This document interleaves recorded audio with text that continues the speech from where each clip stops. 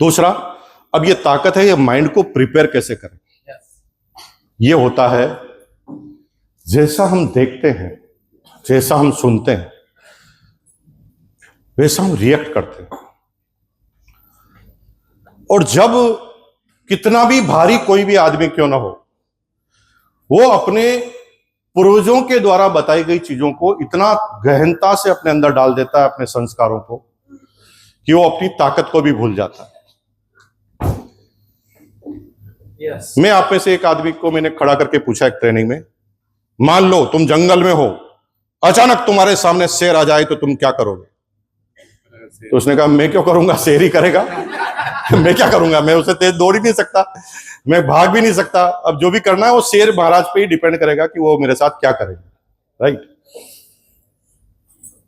बचपन से क्या सिखाया गया?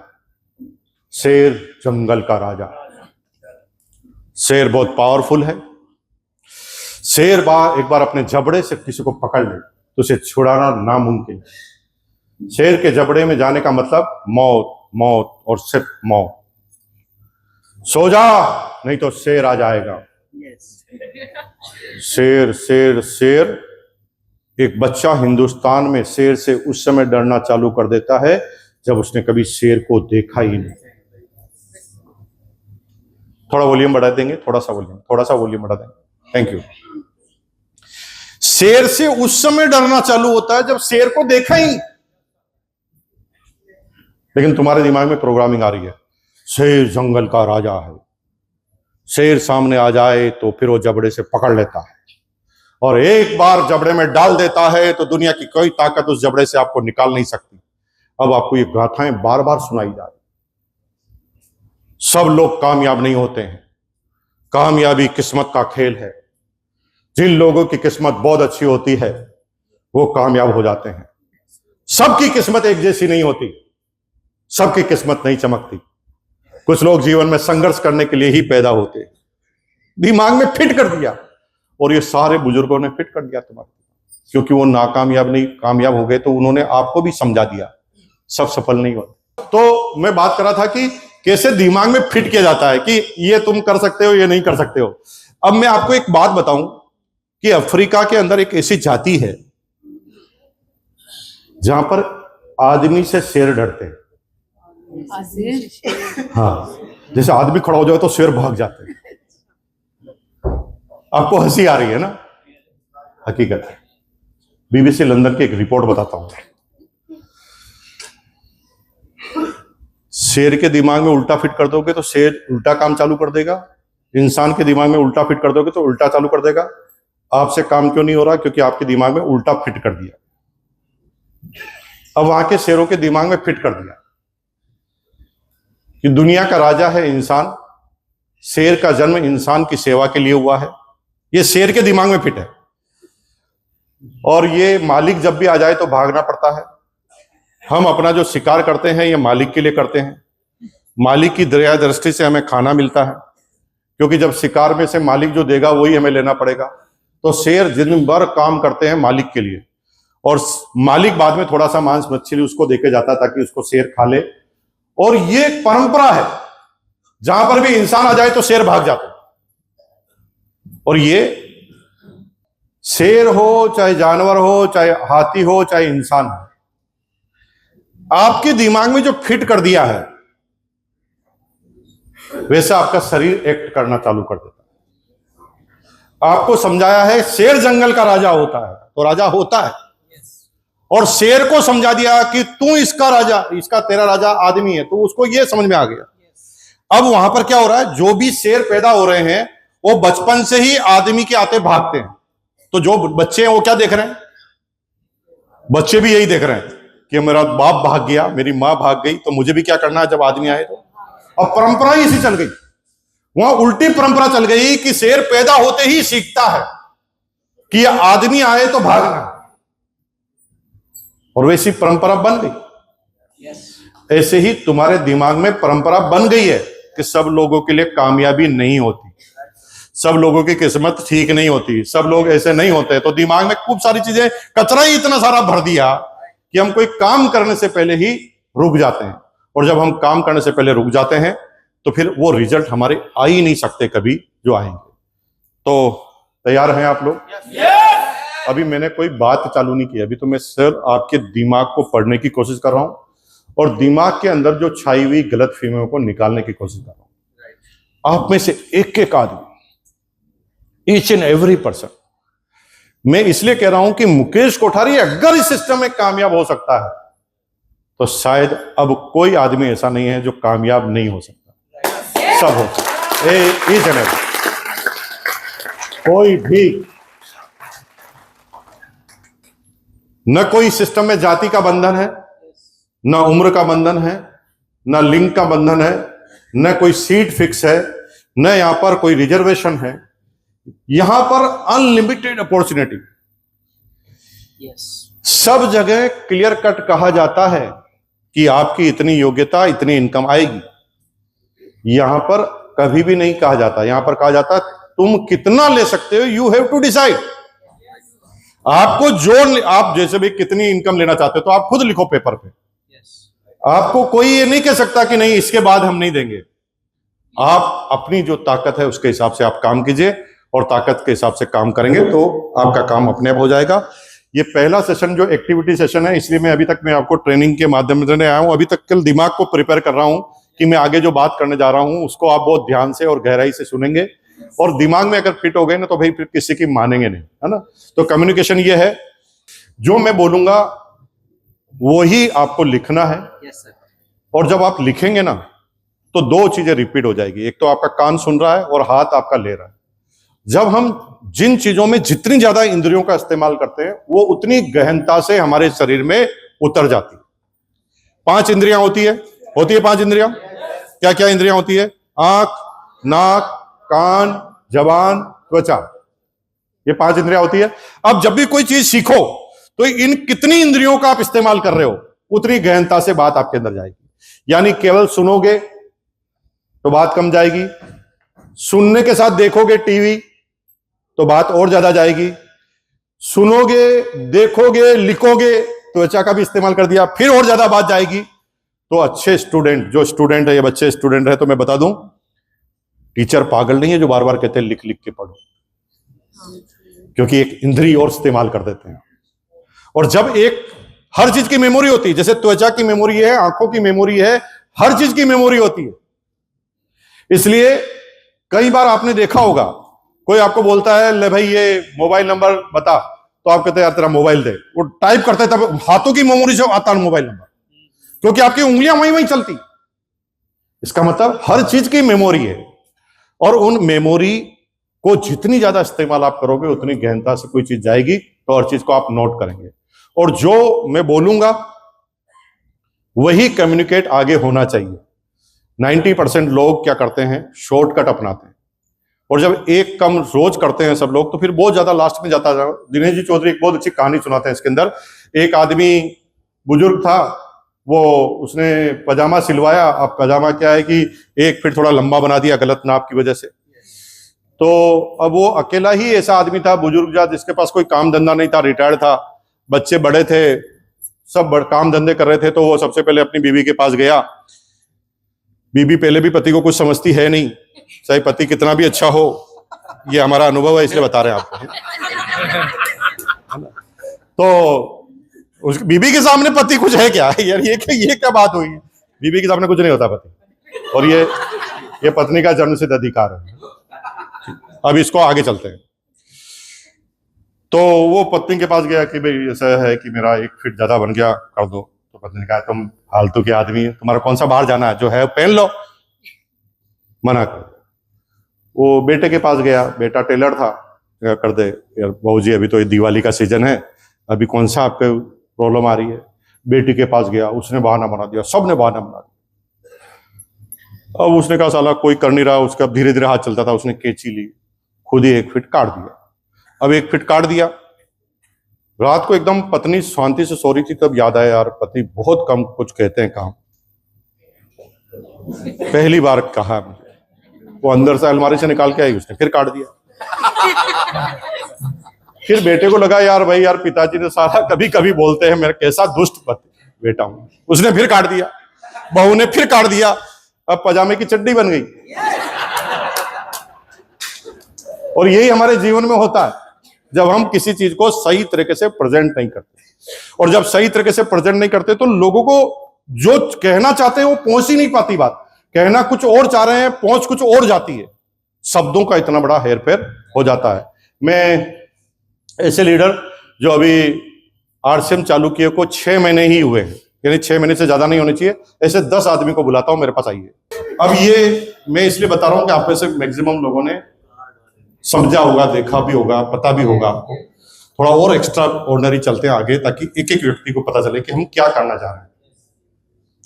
हम कम्युनिकेशन का एक गेम खेलते हैं जिसमें मैं कम्युनिकेट करूंगा और कम्युनिकेट करने के बाद आपको हूबहू कम्युनिकेट सबको करना है, राइट।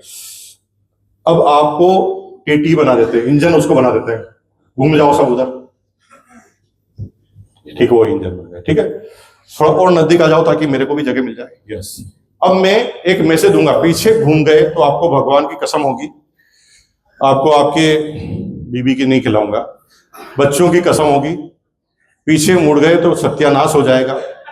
पीछे अगर आपने देख लिया तो इस जीवन में कभी भी आरसीएम की पिन आपकी नहीं आएगी। कितना भी कोई मोटिवेट करने की कोशिश करे, आपको पीछे नहीं देखना जब तक मैं इशारा ना करूं, राइट। पीछे नहीं देखना, क्लियर। तो भाई साहब आप पीछे घूमिए, आपको कह रहा हूं, आप में से कोई नहीं देखेगा।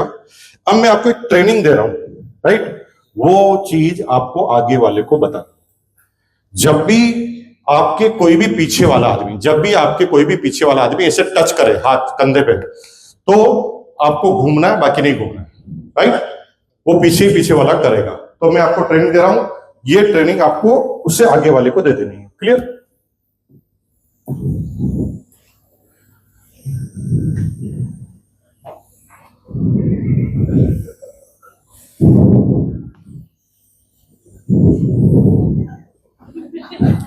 हाँ, अब बताइए मैंने शुरू से क्या किया, मैं बता देता हूं।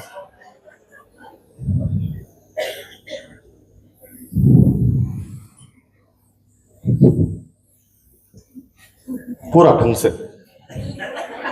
आपको बताओ क्या किया। नहीं, पूरा देखो, यूं यूं यूं यूं, ठीक है, बता देंगे। हो गया, और पूछना मेरे से, बता देंगे, कंफर्म है। चलो अभी क्या पीछे हाथ लगाओ आप, हाँ, इनको बता दो। ये आप समझ रुके पहले, ये आपको आगे बताना, इसलिए ढंग से देखना। मेरे मत देखो, आप मैंने आपको 3 बार बोला तब आप मेरे को देख रहे थे, यस, हाँ।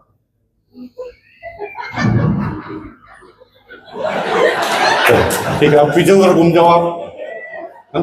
अब इनको समझा दो आप, चलो समझा दो, हाँ भाई, पूरा पूरा पूरा पूरा पूरा घूमो, ये आगे समझाना इनको जो बता रहे हैं।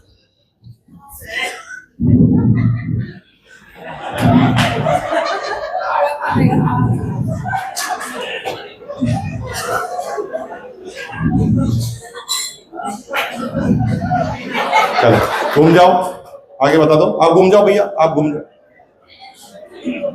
हाँ, ये सीखो, क्या कहते हैं।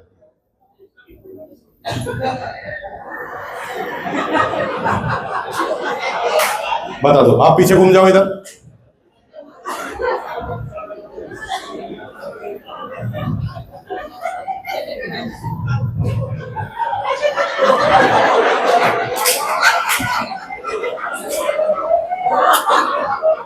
चलो आप पीछे घूम जाओ, आप पीछे घूम जाओ, हाँ बताओ इनको, बता दो, बताओ, सीखो, हाँ।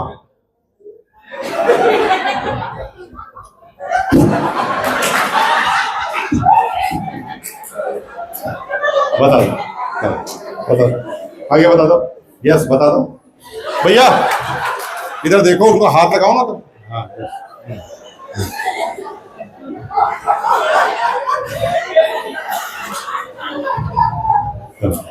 अब आगे वाले को बता दो।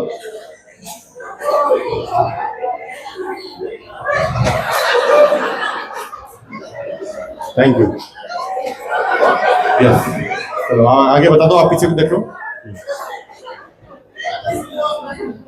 उधर देखो, हाँ ये क्या कह रहे हैं?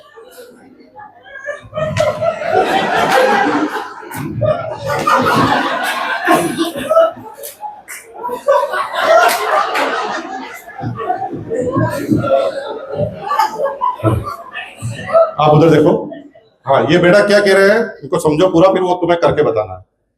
हाँ पीछे घूमो, पूरा घूम जाओ।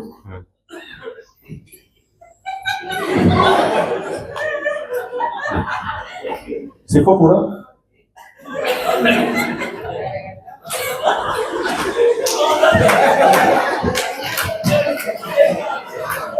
हो गया? आओ इधर आओ, सब लोग इधर देखो, आ जाओ बेटा, इधर आ जाओ, यहाँ आ जाओ। सबको बताएंगे इन्होंने क्या सीखा, जो बताएंगे। यस, बताओ क्या सीखा।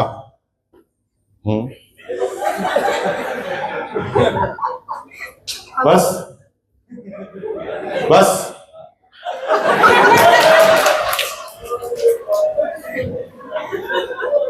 आओ इधर। ठीक कर रहे हैं, ये ठीक कर रहे हैं, नहीं कर रहे, फिर आप टीचर गलत है। गलती तो आपकी, देखो सिखाया तो आपने सिखाया वो तो ठीक है, उससे बड़ा टीचर तो मैं गलत हूं, क्योंकि मैंने गलत सिखाया। अब बेटा देखो क्या इनको बताया गया है, बताएंगे। हाँ बताओ। फिर शॉर्ट मार दो।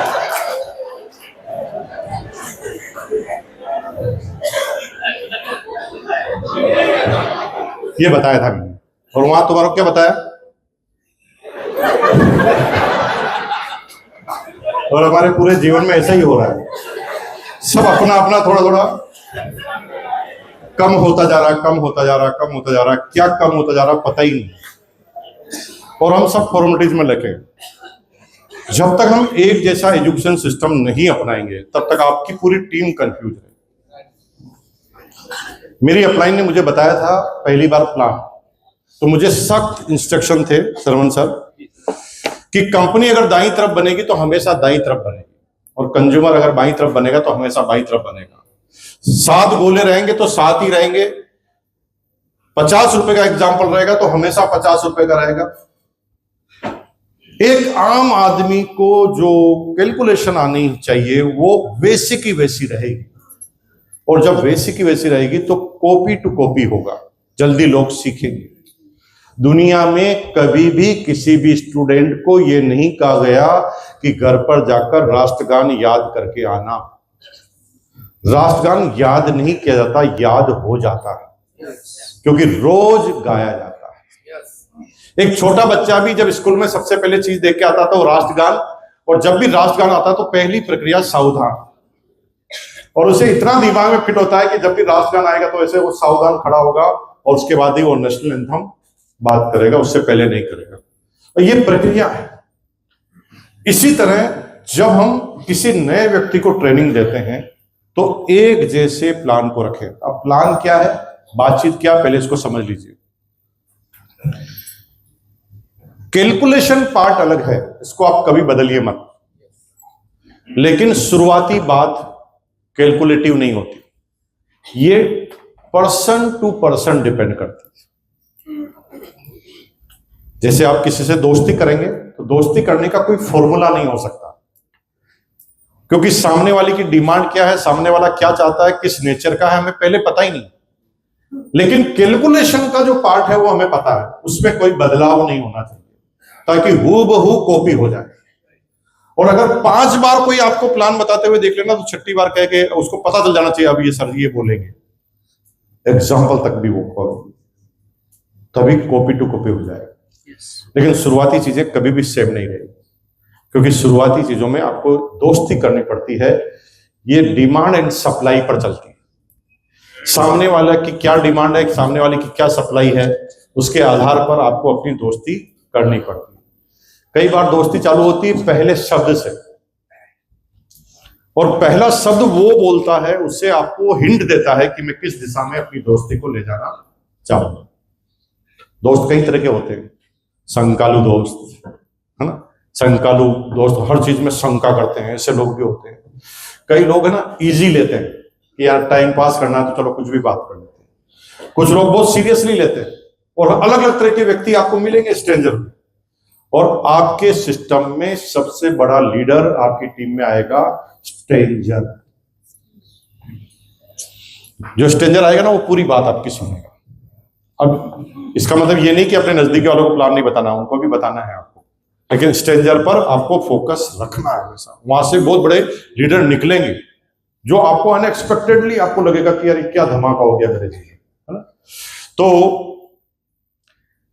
जब आप हूबहू प्लान बताते हैं और शुरुआती बातों को बदलते हैं, जैसे एक व्यक्ति ने, एक लेडीज है तो मुझे बात करने का तरीका अलग रखना पड़ेगा, अगर एक स्टूडेंट है तो जो बात करने का तरीका अलग रखना पड़ेगा, एक पढ़ा लिखा आदमी है तो मुझे बात करने का तरीका अलग रखना पड़ेगा, एक गरीब आदमी है तो मुझे बात करने का तरीका अलग रखना पड़ेगा। तो शुरुआती इंट्रोडक्शन में नाम हो गया, कहाँ रहते हैं, क्या कर रहे हैं, वो राजनीति से प्रेरित है या प्रकृति से प्रेमी है, तो उसको शुरुआती कुछ हिंट से आपको पता चल जाएगा कि ये किस दिशा में अपनी बात को ले जाएगा और वहीं से आपकी बात शुरू होगी। अब इस बात के अंदर सबसे पहला होता है आपका इंट्रोडक्शन। इंट्रोडक्शन का मतलब ये नहीं मेरा नाम मुकेश कोठारी है, मैं बिलोड़ा, ये इंट्रोडक्शन नहीं है। इंट्रोडक्शन मतलब सामने वाला आपकी छवि बना ले, सामने वाला आपकी एक छवि बना ले। अब छवि एक तरीके से नहीं बनेगी, अलग अलग जगह से बनेगी। कोई आदमी किस तरह से किस व्यक्ति को देखता है डिपेंड करता है। जैसे एग्जांपल, मैं बस में हूं, सीट पर बैठा हूं, तभी एक प्रेग्नेंट लेडीज बस में घुसी, बस पूरी फुल है और सब एक दूसरे की तरफ देख रहे हैं और प्रेग्नेंट लेडी आके खड़ी हो गई, लेकिन उसी समय आप एकदम खड़े हुए और खड़े होकर आपने सीट ऑफर की और वो लेडीज बैठ गई। आपने पहला इंट्रोडक्शन कंप्लीट कर दिया। अब सारे बस वाले लोग आपको अलग निगाह से देखना शुरू कर देंगे और वो देख लेंगे कि ये आम आदमी नहीं है, एक जिम्मेदार नागरिक है, एक कर्तव्यनिष्ठ आदमी है और एक समझदार व्यक्ति है। ये इंट्रोडक्शन आपने दे दिया। जब दुनिया को लगता है, दुनिया देखिए अंदर से बहुत अच्छी है, ये दुनिया के जो भारी भारी बेईमान आदमी ना वो ईमानदारी से काम करते हैं। बात आई क्या सही? ये जितने भी बेईमान आदमी ना ये आपस में बिजनेस बहुत ईमानदारी से करते हैं, क्योंकि दुनिया के कितने भी बेईमान आदमी उसको ईमानदारी पसंद होती है।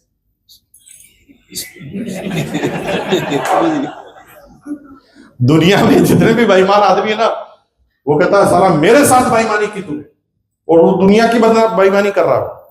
लेकिन कोई भी आदमी बेईमान होते हुए भी बेईमानी पसंद नहीं करता, कॉमन थिंग, ठीक है। बेईमानी कोई पसंद नहीं करेगा। तो आपने पहला इंट्रोडक्शन दिया कि मैं खास आदमी हूं, तो जो ही ऐसा लोगों को लगता है लोग प्रेरित होते हैं।